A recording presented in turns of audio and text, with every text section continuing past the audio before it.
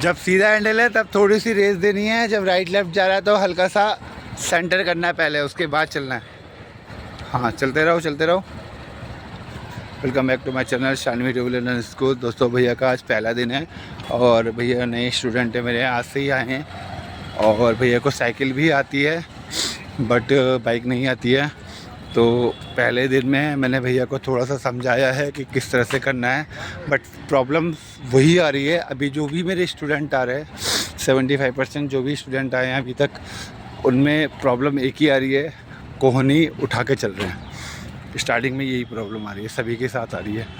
तो पहली बार ये ऐसा हुआ जो ऐसे आए हैं। वैसे हमेशा कुछ ना कुछ चेंज करके आते हैं, किसी की कोहनी उठ रही है, किसी की बॉडी टेढ़ी रहती है, किसी का कंधा नीचे रहता है, कुछ ना कुछ अलग होता है।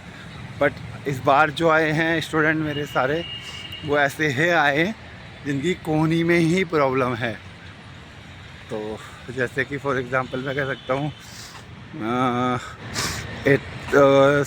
6 to 7 उनके साथ भी ये दिक्कत है, साइकिल नहीं आती है। उनके साथ तो चलो साइकिल नहीं आती है, कोई दिक्कत नहीं है, बट इनको तो साइकिल आती है, उसके बावजूद भी ये थोड़ा सा प्रॉब्लम है।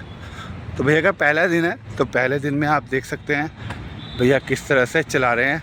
और मैं चलते चलते ही वीडियो बना रहा हूँ। थोड़ी बहुत मेरी फ़ोन भी हिल रहा है और वीडियो में भी थोड़ा सा फ़र्क आएगा। बट आगे मैं सोच रहा हूँ कि एक बाइक पे कैमरा बना लूँ, धीरे करके आराम से। तो मैंने चलते चलते ही मोड़ ली। वैसे सेंटर पॉइंट सीधा, हाँ सेंटर पॉइंट बनाओ, सामने देखो सीधा, मेरी तरफ नहीं देखना, सामने देखना है।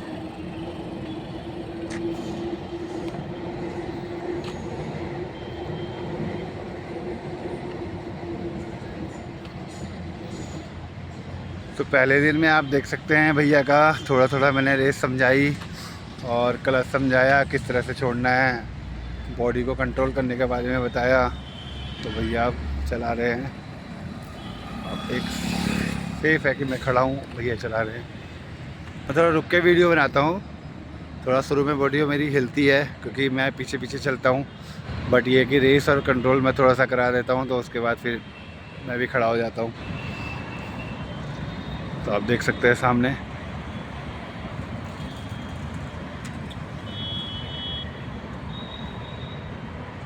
तो मैं रुकूंगा अभी, रोकने के बाद भैया मोड़ेंगे, मोड़ने के बाद फिर सीधा लेके आएंगे, फिर सीधा लेने के आने के बाद मैं वीडियो बनाऊंगा। तो अभी भैया वहाँ पे रोक के ये चीज़ करेंगे। मैं भैया सभी को ये बोलता हूँ, पहले वहाँ पे रोको, आराम से रोको, रोक के फिर बैक करो, बैक करके फिर सीधा ला के करो। बट भैया ने चलते चलते भी मोड़ ली। वैसे चलते चलते नहीं मोड़ा जाता है, हमेशा ये भी ध्यान रखी जाती है। स्टार्टिंग में तो ये चीज़ ध्यान रखनी होती है क्योंकि रेस कभी भी बढ़ जाए कोई गारंटी नहीं है, गलती कभी भी हो जाए कोई गारंटी नहीं है। ये स्टार्टिंग में होता है।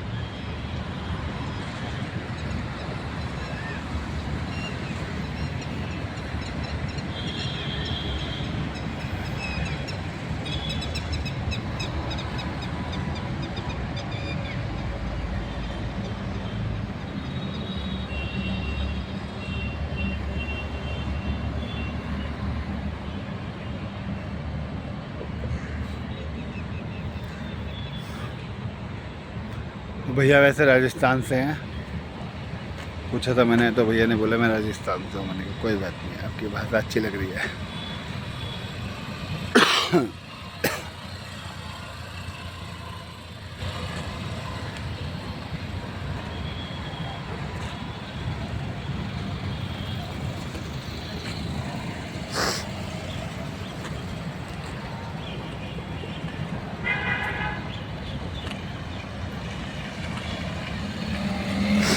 तो एक बार आइडिया थोड़ा सा समझ में आ गया ना अगर रेस का, तो मैंने ये देखा है साइकिल वाला आराम से मोड़ लेता है, कोई दिक्कत नहीं आती है।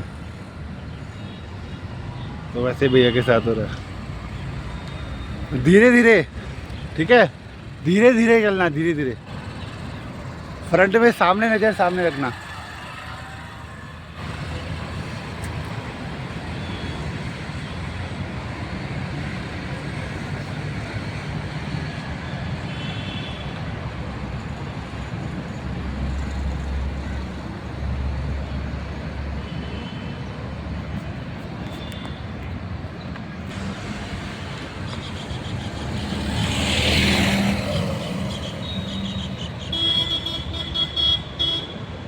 तो RS यादव की बस निकल रही है तो मुझे स्टॉप ही करना। तो मेरे पास एक मैसेज भी आया था तो मैं वो मैसेज आपके साथ शेयर करता हूँ। एक मैसेज आया था कि सर आप एक बार मुझे टर्न पे एक छोटी सी वीडियो बना के दिखा दीजिए कि किस तरह से टर्न करते हैं। तो मैंने कहा ठीक है, मैं अभी एक कैमरा ले रहा हूँ, कैमरे के थ्रू मैं साथ में रखूँगा। जब भी मुझे वीडियो मैं ड्राइव करूँगा तो मैं आपको कुछ पॉइंट ज़रूर बताऊँगा उस चीज़ के लिए। और दूसरा यह आया था कि सर मैं 24 साल का हूँ तो मैं सीख जाऊँगा। मैंने कहा हाँ, अगर आप 20 साल के भी होंगे तो भी आप सीख जाओगे, और अगर आप 80 साल के होंगे तो भी आप सीख जाओगे, उसमें कोई दिक्कत नहीं है। क्योंकि एक कहावत है कि सीखने की कोई उम्र नहीं होती है। इस दुनिया में आए तो आपको सीखना ही पड़ेगा, जब तक जियोगे जब तक सीखोगे। तो ये आराम से रेस और क्लच बराबर। तो ये लाइफ का दस्तूर है कि जब तक आप हो इस दुनिया में तब तक आपको कुछ ना कुछ सीखने को ज़रूर मिलेगा, चाहे वो कैसा भी मिले। वो आपकी समझ है कि आप उसे अच्छे से समझ रहे हो या बुरे लेके समझ रहे हो, वो आपके ऊपर डिपेंड हो जाता है। तो जैसे कि अब भैया पे आते हैं तो भैया ने मोड़ भी रहे हैं, चला भी रहे हैं। पहला दिन है, साइकिल आती है, बहुत अच्छे से आती है। भैया ने ये बोला है कि भैया मुझे बहुत अच्छे से साइकिल आती है। तो मैंने कहा आपको अच्छे से आती है तो उस अच्छे से का फ़र्क मुझे को दिख रहा है सामने। तो बहुत अच्छे से दिख रही है। साइकिल चलाने का फ़ायदा क्या होता है आप भी देख सकते हो फर्स्ट डे में। और कुछ मैंने बेसिक बताया पहले। रेस और क्लच को कॉम्बिनेशन बनाना है।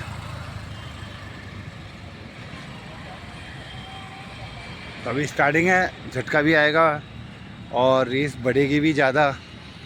हो सकता है एक आध गलती हो भी जाए, उसमें कोई दिक्कत नहीं है। बट ये है कि धीरे धीरे सब कंट्रोल हो जाता है। देखो भैया ने आराम से मोड़ रहे हैं, पहले छोटे कट में मोड़ रहे थे, बड़े में मोड़ रहे हैं।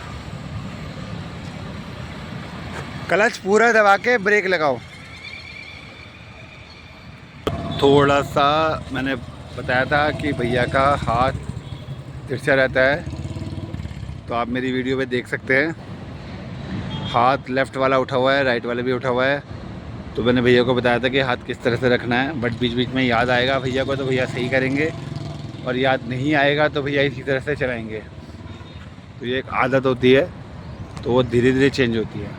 मतलब जैसे याद आएगा वैसे आप चेंज करोगे उस चीज़ को, ये चीज़ होता है। तो मैंने भी भैया को ये बोला कि आप यहाँ से सीधा चलाओगे, रोकोगे, क्लच पे गाड़ी मोड़ोगे, फिर सीधा लेके आओगे, फिर इस पॉइंट में बनाओगे, यानी कि लेफ़्ट साइड आप बनाओगे, अभी राइट साइड नहीं बनाओगे। जैसे अभी भैया चलाते हुए मोड़ रहे थे बिल्कुल। तो कभी कभी क्या होता है, चलाते हुए मोड़ते मोड़ते गलती हो जाती है, रेस बढ़ जाती है, क्लच छोड़ देते हो तो वो संभलना मुश्किल हो जाता है। क्योंकि अभी इतना आइडिया नहीं है आपको कि आप ब्रेक लगाओगे और ब्रेक लगा के सीधी कर दोगे, इतना आइडिया आपका नहीं है। अभी स्टार्टिंग है, पहला दिन है, तो आपको सेफ़ एंड सेफ्टी से चलाना है। वैसे तो लाइफ टाइम चलाना है, बट स्टार्टिंग में तो ज़्यादा सेफ्टी रखनी होती है। ये है।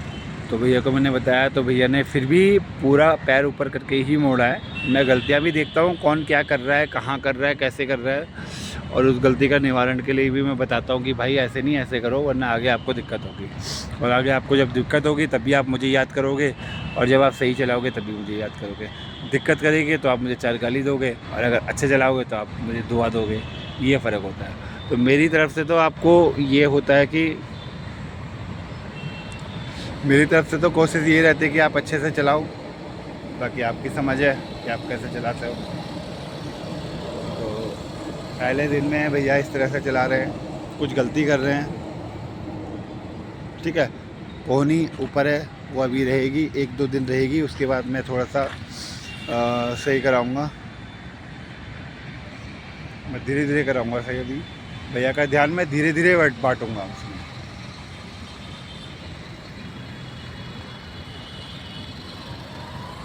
अभी भैया का ध्यान कोहनी में नहीं आएगा, अभी भैया का ध्यान रेस में और चलाने में आएगा। अभी इस पे ज़्यादा फोकस करेंगे भैया, रेस में और हैंडल में थोड़ा बहुत। कोहनी में अभी नहीं आएगा, धीरे धीरे आएगा कोहनी में। जब आपको रेस समझ में आ गई, आपका एक ध्यान बटना शुरू हो गया, तब आपका ध्यान कोहनी में आएगा। यह स्पेशली फॉर सभी के लिए होता है, जिनके कोहनी उठती है उनके साथ भी ये चीज़ होती है, तो उन्हीं के लिए है।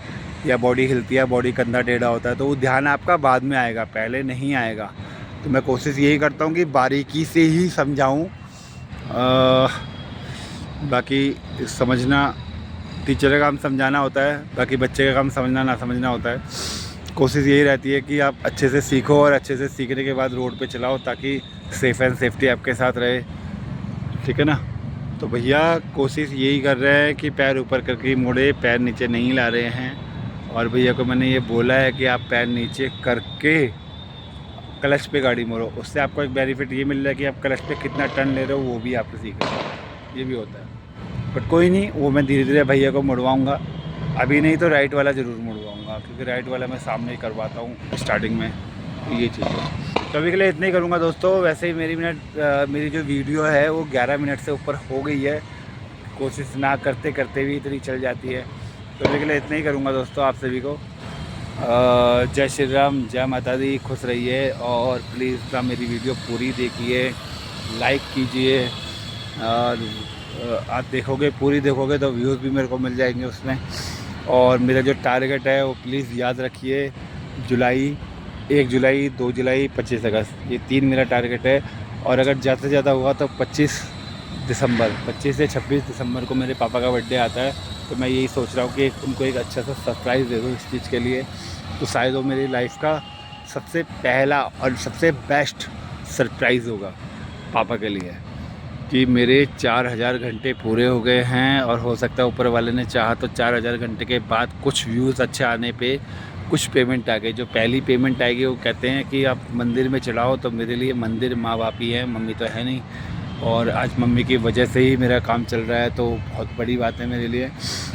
तो प्लीज़ आपसे रिक्वेस्ट है, हाथ जोड़ के रिक्वेस्ट है कि मेरे वीडियो को पूरी देखें, टाइमिंग दें और उस टाइम को काउंट होने दें यूट्यूब पे, ताकि मेरे 4000 घंटे हो जाए हैं। अभी 1200 घंटे के लगभग हो गए हैं।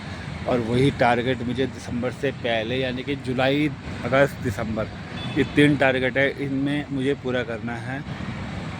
आप सभी का सहयोग रहा, प्यार रहा तो मेरा टारगेट पूरा हो जाएगा। जैसे आपने मुझे एक टारगेट, मैंने एक टारगेट बताया दिसंबर का, तो उससे पहले अगस्त सितंबर में मेरे 2000 से ऊपर हो गए थे, और 1000 से भी ऊपर भी हो गए थे, और अभी 2000 से भी ऊपर हो गए थे। अब 3000 से ऊपर भी हो गए हैं। मेरे जो सब्सक्राइबर है 3000 से ऊपर हो गए हैं आज 3100 कुछ से। तो प्लीज़ रिक्वेस्ट है, वीडियो पूरी देखना। देखो वीडियो ना करते करते भी 13 मिनट की वीडियो हो गई है, तो प्लीज़ पूरी देखना। अभी के लिए इतना ही करूँगा। आप सभी को जय श्री राम, जय माता।